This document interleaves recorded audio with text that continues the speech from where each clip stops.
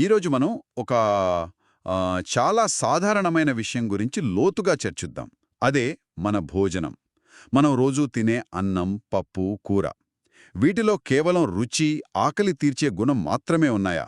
లేక మన కంటికి కనిపించని ఒక పెద్ద సైన్స్ ఏమైనా దాగి ఉందా? ఖచ్చితంగా ఉంది. ఆ సైన్స్ అర్థం చేసుకోటానికి ఈరోజు మనం ఒక గైడ్ వాడుతున్నాం. అది మరేదో కాదు, 6వ తరగతి సైన్స్ పాఠ్యపుస్తకం. 6వ తరగతి పుస్తకమా? అవును. వినడానికి సింపుల్గా అనిపించినా ఆహారం వెనుక ఉన్న ప్రాథమిక సూత్రాలు ఇందులో చాలా స్పష్టంగా ఉంటాయి. ఆ బేసిక్స్ నుంచి మనం ఈ విశ్లేషణ మొదలు పెడదాం. ఓకే, అంటే ఇదొక మ్యాప్ లాంటిదన్నమాట. సరే, అయితే మొదలు పెడదాం. ఈ పుస్తకంలో పిండి పదార్థం కోసం బంగాళదుంప మీద అయోడిన్ వేయమన్నారు. అలాగే ప్రోటీన్ కోసం ఏవో రసాయనాలు కలపమన్నారు. ఇంట్లో మనం ల్యాబ్ నడపలేం గదా. లేదు లేదు, అస్సలు అవసరం లేదు. ఆ పరీక్షలన్నీ కేవలం మన ఆహారంలో దాగి ఉన్న ఒక సీక్రెట్ కోడ్ లాంటిదాన్ని అర్థం చేసుకోటానికే. సీక్రెట్ కోడా? ఆసక్తికరంగా ఉంది. అవును. ఆ కోడ్లోని ప్రధాన భాగాలే మ్యాక్రోన్యూట్రియన్స్, అంటే మన శరీరానికి పెద్ద మొత్తంలో అవసరమయ్యేవి. అవే కార్బోహైడ్రేట్లు, అంటే పిండి పదార్థాలు, ఆ, ప్రోటీన్లు, ఇంకా కొవ్వులు. మన పళ్లెంలో ఎక్కువ భాగం ఇవే ఉంటాయి. ఓకే. కొవ్వుల కోసం ఈ పుస్తకంలో ఒక సింపుల్ టెక్నిక్ చెప్పారు. ఆహారాన్ని కాగితంలో పెట్టి నలిపితే చాలని. అది చాలా ప్రాక్టికల్. వేరుశనగ పప్పు నలిపితే ఖచ్చితంగా నూనె మరక పడుతుంది. అవును.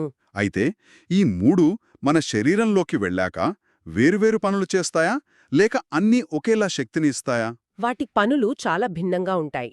శక్తి విషయానికొస్తే కార్బోహైడ్రేట్లు, కొవ్వులు రెండూ శక్తినిచ్చే ఆహారాలే. కాని వాటి పనితీరులో చాలా తేడా ఉంది. అంటే ఎలా? కార్బోహైడ్రేట్లు మనకు తక్షణ శక్తినిస్తాయి. అంటే ఒక 100 మీటర్ల పరుగు పందెంలో వాడే హై ఆక్టేన్ ఫ్యూయల్ లాంటివన్నమాట. ఓ, అన్నం, రొట్టె తిన్న వెంటనే మనకు శక్తి వచ్చినట్లు అనిపించడానికి కారణమదే. మరి కొవ్వుల సంగతి? అవి కూడా శక్తినే ఇస్తాయి గదా. పుస్తకంలో అయితే కార్బోహైడ్రేట్ల కన్నా కొవ్వులే ఎక్కువ శక్తినిస్తాయనుంది. నిజమే. కొవ్వులు ఒక పవర్ హౌస్ లాంటివి. అవి స్టోర్ చేసున్న శక్తి. ఒక మ్యారథాన్ చేస్తున్నప్పుడు వాడే రిజర్వ్ ఫ్యూల్ అనుకోవచ్చు. హ్మ్, అందుకే తక్కువ పరిమాణంలోనే ఎక్కువ క్యాలరీలుంటాయి. కాని ఇక్కడే ఒక చిన్న కన్ఫ్యూజన్ మొదలవుతుంది. ఏంటది? ఎక్కువ శక్తి వస్తుంది కదా అని అన్నం కంటే పూరీలు, సమోసాలు తినటం మంచిదేమో అనిపిస్తుంది. ఈ పుస్తకంలో బూజు అనే అబ్బాయి కూడా అలాగే అనుకుంటాడు. అవును, ఆ లాజిక్ వినడానికి కరెక్ట్గానే ఉంది. కష్టపడి పనిచేసేవాళ్లు నూనె పదార్థాలు ఎక్కువ తింటే మంచిదే గదా అనిపిస్తుంది. మరి ఎక్కడ తప్పు జరుగుతోంది? బ్యాలెన్స్. సమస్య అంతా బ్యాలెన్స్ దగ్గరే వస్తుంది. మన శరీరానికి తక్షణ శక్తి కావాలి, నిల్వ ఉంచుకోడానికి శక్తి కావాలి, రెండూ కావాలి. సరే. కాని మనం వాడేదానికంటే ఎక్కువ కొవ్వు పదార్థాలు తిన్నప్పుడు ఆ అదనపు శక్తంతా హ్మ్. మన శరీరంలో కొవ్వుగా పేరుకుపోతుంది. ఓ, అలాగా. అదే ఊబకాయానికి దారితీస్తుంది. కరెక్ట్. శక్తి అవసరమే, కానీ అది సరైన రూపంలో, సరైన పరిమాణంలో అందాలి. ఒక కత్తిలాంటిది. సరిగ్గా వాడితే ఉపయోగం, లేదంటే ప్రమాదం. అర్థమైంది. సో కార్బోహైడ్రేట్లు, కొవ్వులు మన శరీరానికి ఫ్యూల్ లాంటివి. మరి ప్రోటీనుల పాత్ర ఏంటి? వాటిని శరీర నిర్మాణ ఆహారాలు అని ఈ పుస్తకం అంటోంది. అంటే ఇటుకలు, సిమెంట్ లాంటివా? ఖచ్చితంగా. చాలా మంచి పోలిక. ప్రోటీన్లు మన శరీరానికి నిర్మాణ వస్తువులు మాత్రమే కాదు, అవి మన శరీరంలోని ప్రతి పనిని నడిపించే ఒక వర్క్ ఫోర్స్ కూడా. వర్క్ ఫోర్సా? అవును.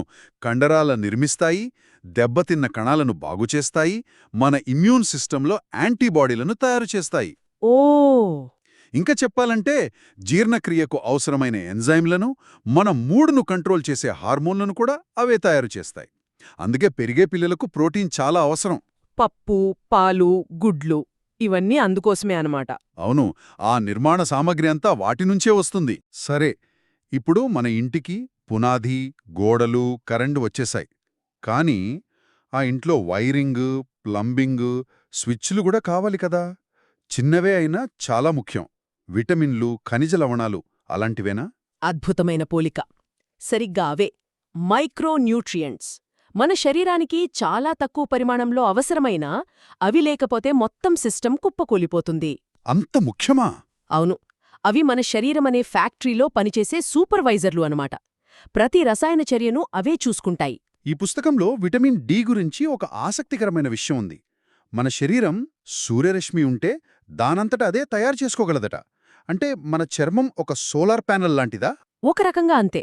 ఆ విటమిన్ డి ఏం చేస్తుందంటే, మనం ఆహారం ద్వారా తీసుకున్న కాల్షియం అనే ఇటుకను మన ఎముకలనే గోడలో సరిగ్గా అమర్చడానికి సహాయపడే సిమెంట్లాగా పనిచేస్తుంది. ఓ వావ్! విటమిన్ డి లేకపోతే మనమెన్ని పాలు తాగినా, ఎంత కాల్షియం తీసుకున్నా అది వేస్ట్. అందుకే ఈ రోజుల్లో ఇళ్లకే పరిమితమవడం వల్ల చాలామందిలో విటమిన్ డి లోపం కనిపిస్తోంది. విటమిన్ సి గురించి కూడా తరచూ వింటుంటాం. జలుబు చేస్తే నిమ్మరసం తాగమంటారు. రోగనిరోధక శక్తికి సంబంధించిందా? అవును, అది ఒక భాగం మాత్రమే. చాలామందికి తెలియని విషయమేంటంటే, విటమిన్ సి ఒక శక్తివంతమైన యాంటీ ఆక్సిడెంట్. యాంటీ ఆక్సిడెంట్ అంటే? అంటే శరీరంలో కణాలను నాశనం చేసే కొన్ని ప్రమాదకరమైన అణువులుంటాయి. వాటిని ఇది కంట్రోల్ చేస్తుంది. ఇది కేవలం జలుబును నివారించడమే కాదు, చర్మ ఆరోగ్యం నుండి గుండె జబ్బుల ప్రమాదాన్ని తగ్గించడం వరకు చాలా విషయాల్లో కీలక పాత్ర పోషిస్తుంది. అయితే ఇక్కడొక చిన్న సమస్య ఉందంటున్నారు. అవును, వేడి చేసినప్పుడు విటమిన్ సి చాలా సులభంగా నశించిపోతుంది. అందుకే జామ, ఉసిరి, నారింజ వంటి వాటిని పచ్చిగా తినడం చాలా మంచిది. కాని కొన్నిసార్లు వండడం వల్లే పోషకాలు బాగా అందుతాయంటారు కదా. టమాటాలను ఉడికిస్తే లైకోపీన్ అనే యాంటీ ఆక్సిడెంట్ బాగా అందుతుందని విన్నాను. ఇక్కడే కొంచెం గందరగోళంగా ఉంది. నిజమే. అందుకే ఆహారం విషయంలో ఒకే ఒక్క సరైన పద్ధతి అనేది ఉండదు. వైవిధ్యమే కీలకం. కొన్ని పచ్చిగా తినాలి, కొన్ని ఉడికించి తినాలి. అంటే ఆహారం తినడమే కాదు, దాన్ని ఎలా వండుతున్నామన్నది కూడా ముఖ్యమే. చాలా ముఖ్యం. బియ్యాన్ని పదే పదే కడగడం వల్ల వాటి పైపొరలలో ఉండే విటమిన్లు పోతాయి. కూరగాయలని తరిగిన తర్వాత కడిగినా అంతే. ఓకే. ఈ పోషకాలన్నీ మన శరీరానికి అందాలంటే సమతుల్య ఆహారం తీసుకోవాలని అంటారు. ఈ మాట చాలాసార్లు విన్నాం, కానీ ఆచరణలోనే కష్టం. అసలు ఏంటిది? అదేమీ పెద్ద బ్రహ్మవిద్య కాదు. ఖరీదైన బాదం పప్పులు, కివీ పండ్లు తినాలా? అస్సలు కాదు. అదొక పెద్ద అపోహ.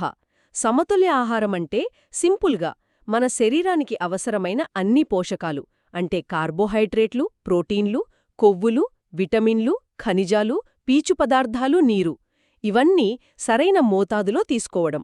అందరికీ ఒకేలా ఉండదా? ఉండదు. మన వయస్సు, మనం చేసే పనిని బట్టి మారుతుంది. పొలంలో పనిచేసే రైతుకవసరమైన క్యాలరీలు ఆఫీస్లో కూర్చుని పనిచేసేవారికి అవసరం లేదు కదా. మా అమ్మమ్మెప్పుడు చెప్పేది పళ్ళెంలో ఇంద్రధనస్సుండాలి అని. అంటే రంగురంగుల కూరగాయలుండాలని. ఇప్పుడు అర్థమవుతోంది, తను మైక్రోన్యూట్రియంట్స్ గురించే మాట్లాడుతోందని. మీ అమ్మమ్మ చిప్పింది 100కి 100 పాళ్ళు నిజం. తక్కువ ఖర్చుతోనే సమతుల్య ఆహారం తీసుకోవచ్చు. మొలకెత్తిన గింజలు, ఆహా! పులియబెట్టిన ఆహారాలు అంటే ఇడ్లీ, దోశ, మన స్థానికంగా దొరికే ఆకుకూరలు, అరటిపండు, బెల్లం, ఇవన్నీ పోషకాల ఘనులు. అంటే ఖరీదైన సూపర్ ఫుడ్స్ వెనుక పరిగెత్తాల్సిన పనిలేదన్నాట? అస్సలూ లేదు. మన వంటగదే ఒక పెద్ద ఫార్మసీ. సరే, అంత బావుంది. కాని ఒకవేళ ఆ సీక్రెట్ కోడ్లో ఏదైనా ఒక అక్షరం చాలా కాలం పాటు మిస్ అయితే ఏమవుతుంది? మన సిస్టమ్ క్రాష్ అవుతుందా? క్రాష్ అవ్వదు, కానీ సిస్టంలో తీవ్రమైన గ్లిచ్లు మొదలవుతాయి. వాటినే మనం లోపసంబంధిత వ్యాధులు అంటాం.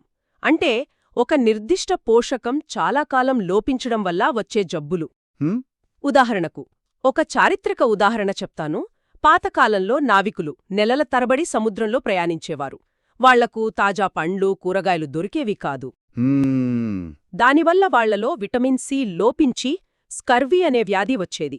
చిగుళ్ల నుండి రక్తం కారడం, గాయాలు మానకపోవడం, నీరసం, లక్షలాది మంది చనిపోయారు. అయ్యో, కేవలం ఒక విటమిన్ లోపం వలన?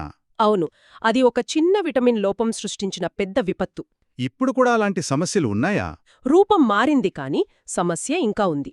ఉదాహరణకు ఐరన్ అంటే ఇనుము లోపం. దీనివల్ల రక్తహీనత వస్తుంది. భారతదేశంలో ముఖ్యంగా మహిళలు, పిల్లలలో ఇది చాలా పెద్ద సమస్య. నీరసంగా ఉండటం లాంటివా? నీరసం, ఏకాగ్రత లేకపోవడం, ఇది కేవలం ఆరోగ్య సమస్యే కాదు, దేశ ఉత్పాదకత మీద కూడా ప్రభావం చూపే ఆర్థిక సమస్య. అలాగే అయోడిన్ లోపం వల్ల గాయిటర్ వస్తుంది. మెడ దగ్గర వాపు వస్తుంది కదా, అదేనా? అవును, థైరాయిడ్ గ్రంథి వాచిపోవడం. ఈ పుస్తకంలో ప్రోటీన్ల లోపం గురించి కూడా చాలా తీవ్రంగా హెచ్చరించారు. ప్రోటీన్లు, కార్బోహైడ్రేట్లు రెండూ లోపిస్తే పెరుగుదల ఆగిపోతుందన్నారు. అవును, దాన్ని మరాస్మస్ అంటారు. ఇది తీవ్రమైన పోషకాహార లోపం వల్ల వస్తుంది. వ్యక్తి కదలలేని స్థితికి కూడా వెళ్ళిపోతారు. ఇది వినడానికే చాలా భయంకరంగా ఉంది. కాని శుభవార్త ఏమిటంటే, ఈ లోప సంబంధిత వ్యాధులన్నింటినీ కేవలం సమతుల్య ఆహారం తీసుకోవడం ద్వారా పూర్తిగా నివారించవచ్చు. అంటే మన పళ్ళెమే మన ఆరోగ్యాన్ని నిర్దేశిస్తుందన్నమాట. సరిగ్గా అదే. ఈ చర్చ మొత్తం విన్న తర్వాత నాకో విషయం స్పష్టంగా అర్థమవుతోంది.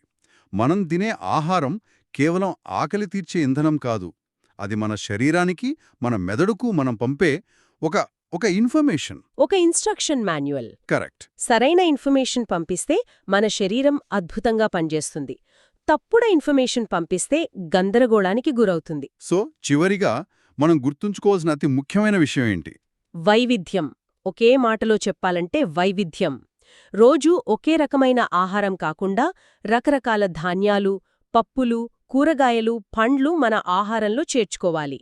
అప్పుడే ఆ సీక్రెట్ కోడ్లోని అన్ని అక్షరాలు మనకందుతాయి. అదే ఆరోగ్యానికి అసలైన పునాది. ఈ రోజు చర్చ ఒక ప్రాథమిక పాఠ్యపుస్తకం కూడా ఎంత లోతైన ఆలోచనలు రేకెత్తించగలదో చూపించింది.